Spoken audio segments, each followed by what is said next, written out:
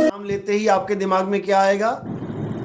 ये पक्का हिंदू धर्म का बंदा है, ये पक्का ईसाई धर्म का बंदा है, ये पक्का मुस्लिम धर्म वाला है, ये पक्का कोई और धर्म वाला है।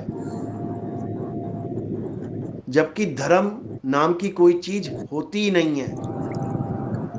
अगर कोई भी धर्म वाला होता तो बचपन से ही टैग लगवा के आता, मैं सिख हूं, मैं हिंदी हूं, हिंदू हूं, मैं मुसलमान हूं। अरे यहाँ पल पल में धर्म बदल जाते हैं लोगों के। आज कोई हिंदू है, 4 बार गया देवी से मन्नत मांगने, नहीं ठीक हुई, किसी ईसाई भाई ने कह दिया तू मेरे इधर आ जा, तू चर्च में जाके प्रेयर कर, देख तुझे मिलेगा। और उसने चर्च में जाके प्रेयर करी, उसकी मन्नत पूरी हो गई, उसने हिंदू धर्म को ही छोड़ दिया और वो ईसाई बन गया। बताओ कौन सा धर्म, कैसा धर्म? अरे यहां पर इच्छाओं से धर्म बनते और बिगड़ जाते हैं। तुम्हारी इच्छा पूर्ति हो रही है तो हाँ मैं हूं, मैं हिंदू हूं, मैं मुसलमान हूं, और इच्छा पूर्ति नहीं हो रही, कहीं और हो गई, तो तुम उसी वक्त बदल गए, तुम कहीं और चले गए। तुम्हें लगेगा यार वहां तो भगवान था ही नहीं, इतने साल मन्नत मांगता रहा, यहां 1 हफ्ते में काम बन गया, असली भगवान तो यहां छुपा बैठा है। धर्म का मतलब क्या होता है समझ लो अच्छी तरह, बार बार नहीं मिलेगा बताने वाला, उलझाने वाले मिलेंगे सारे। धर्म का मतलब होता है तुम्हारा कर्तव्य, तुम्हारा कर्तव्य ही धर्म है। पति का धर्म अलग होता है, पत्नी का धर्म अलग होता है, राजा का धर्म अलग होता है, प्रजा का धर्म अलग होता है, राज वैद्य का धर्म अलग होता है, राज गुरु का धर्म अलग होता है। धर्म का मतलब है तुम्हारा कर्तव्य, कि इस कंडीशन में मैं क्या करूं, यह है तुम्हारा धर्म।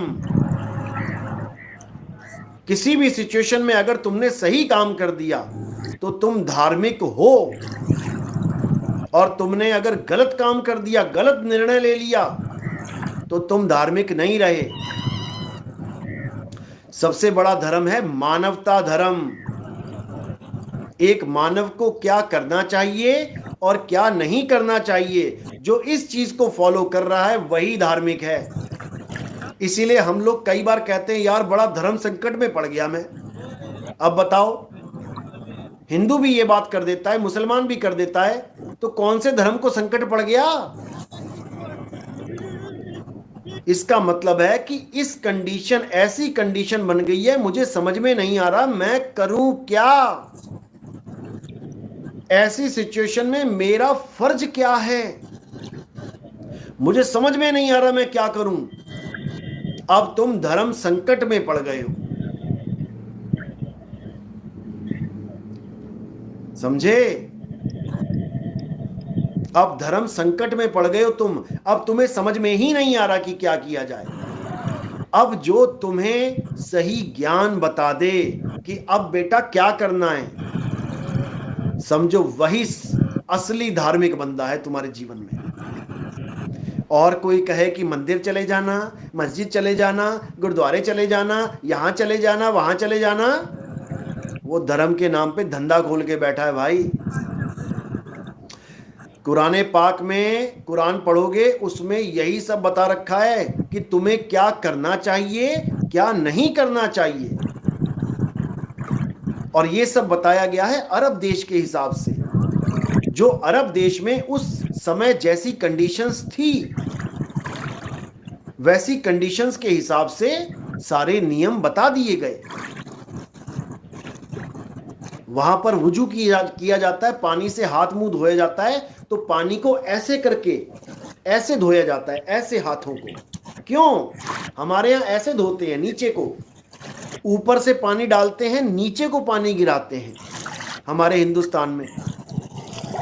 और मुस्लिम भाई नीचे से ऊपर की तरफ लेके जाते हैं, हाथ ऐसे होता है और नीचे से ऊपर की तरफ लेके जाते हैं, या उल्टा कर लोगे तो हाथ को ऐसे करके, क्योंकि वहां पानी कम है। अरब देश में पानी कम था। तो उनको उल्टा हाथ धोना सिखाया कि कम पानी में ज्यादा अंग को साफ किया जा सके। हमारे यहां इसकी जरूरत नहीं थी। इतनी नदियां, तुम हाथ क्या, तुम नहा नहा के धो धो के थक जाओगे, डूब डूब के थक जाओगे, नदियां खत्म नहीं होने की। तो हर जगह एक जैसा काम भी नहीं फिट हो पाएगा, समझ लो।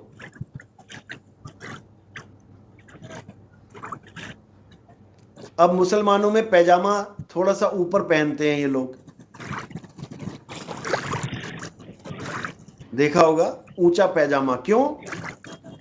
ताकि पेशाब करते हुए पानी के छींटे ना पड़ जाएं।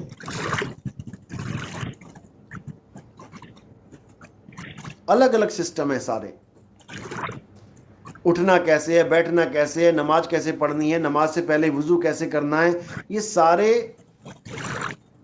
तरीके बता रखे हैं, समझा रखे हैं। जो उनको फॉलो करेगा वो मुसलमान हो गया। जो कुरान में लिखी बातों को फॉलो करेगा वो मुसलमान हो गया। जो गुरु ग्रंथ साहब में लिखी बातों को फॉलो करेगा, क्या करना है क्या नहीं करना है, तुम्हारा क्या फर्ज है क्या कर्तव्य है, वो सिख हो गया। हिंदू धर्म के हिसाब से जो बातों को फॉलो करेगा, कर्तव्यों को फॉलो करेगा, क्या करना है क्या नहीं करना, वो हिंदू हो गया। हिंदू धर्म में लिखा है कि जो मांस खाएगा, शिव महापुराण उठा के देखो, उसमें 7 प्रकार के नरकों का विवरण है। जो बकरी का मांस खाएगा उसको कौन सा नरक मिलेगा, जो मुर्गी का मांस खाएगा वो कहाँ जाके धक्के खाएगा, जो शराब पिएगा उसको कौन से नरक में डाला जाएगा। ये तुम्हें कोई पढ़ाने वाला मिलता ही नहीं है। तुम्हें तो बस गांजा पिलाने वाले मिल रहे हैं। भोले शंकर का प्रसाद है, बाबा लोग सारे हरिद्वार में बैठे हैं, गांजा सप्लाई कर रहे हैं, जाओ गांजा लेते रहो उनसे। उनका भी धंधा चल रहा है, तुम्हारा भी धंधा चल रहा है।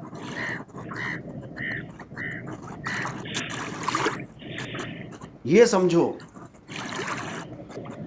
हरिद्वार रहा मैं कितने टाइम,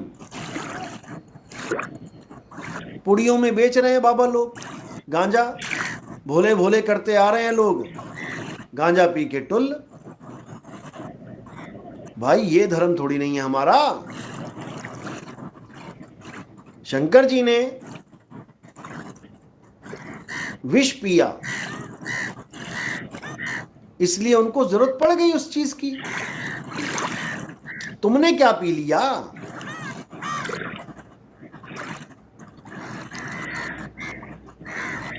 इतना बुरा हाल है। शिव महापुराण में पढ़ के देखो, मांस खाने वालों को तरह तरह के नरकों में ठोका जाएगा। कहां बचोगे तुम? जब तुम्हारा भगवान ही आदेश कर रहा है तो कैसे बचोगे?